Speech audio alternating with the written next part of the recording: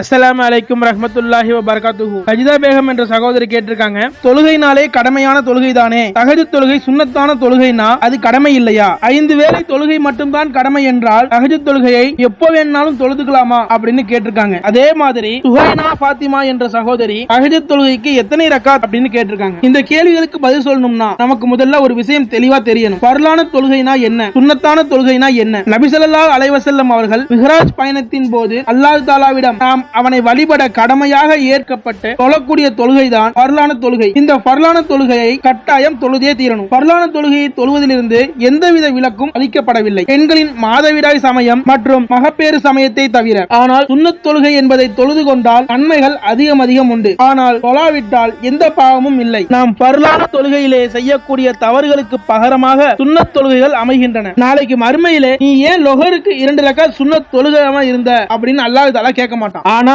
நீ ஏன் லுஹர் தொழுகல அப்படின்னு அல்லாஹ் தஆலா கேட்பான். அப்போ எது முக்கியத்துவம் வாய்ந்தது என்பதை விளங்கிக்கணும். அடுத்ததா தஹஜ்ஜுத் தொழுகை எப்பொழுது தொழ வேண்டும், எத்தனை ரக்காத்துகள் தொழ வேண்டும் அப்படிங்கறத பார்ப்போம். நபி ஸல்லல்லாஹு அலைஹி வஸல்லம் அவர்கள் இஷா தொழுதது முதல் ஃபஜ்ர் வரை 11 ரக்காத்துகள் தொழுதார்கள் என்று ஆயிஷா ரலியல்லாஹு அன்ஹா அவர்கள் அறிவிக்கிறாங்க. இந்த ஹதீஸ் முஸ்லிமிலே 1216வது ஹதீஸா இடம்பெற்றிருக்கு. இந்த ஹதீஸிலிருந்து நமக்கு 2 கேள்விக்கான பதிலுமே விளங்கிடுது. தஹஜ்ஜுத் தொழுகையானது இஷா தொழுகை முடிந்தது முதல் ஃபஜ்ர் தொழுகை ஆரம்பிக்கிறதுக்கு முன்னாடி வரைக்கும் எப்ப வேணாலும் தொழுதுக்கலாம். அது மட்டும் இல்லாம தஹஜ்ஜுத் தொழுகையை நபி ஸல்லல்லாஹு அலைஹி வஸல்லம் அவர்கள் 11 ரக்காத்துகளாக தொழுதிருக்காங்க. அதாவது 8 ரக்காத்துகள் தஹஜ்ஜுத் தொழுகைக்கும் 3 ரக்காத்துகள் வித்ருவையும் தொழுதிருக்காங்க. இதுதான் சகோதரிகள் கேட்ட கேள்விக்கான பதில். இது போல வேற ஏதாவது மார்க்கம் சம்பந்தப்பட்ட சந்தேகங்கள் உங்களுக்கு இருந்தா கமெண்ட்ல கேளுங்க, அதுக்கான பதில வரக்கூடிய வீடியோக்கள்ல பதிவிடுகிறேன். ஆக ஃபர்லான தொழுகையும் சுன்னத்தான தொழுகையும் அதன் சரியான நேரத்தில் தொழுது அல்லாஹ்விடத்திலே பாவ மன்னிப்பு கேட்டு சொர்க்கம் செல்லும் நன்மக்களாக ஆவோமாக. ஆமீன். அஸ்ஸலாமு அலைக்கும் வரஹ்மத்துல்லாஹி வ பரகாத்துஹு.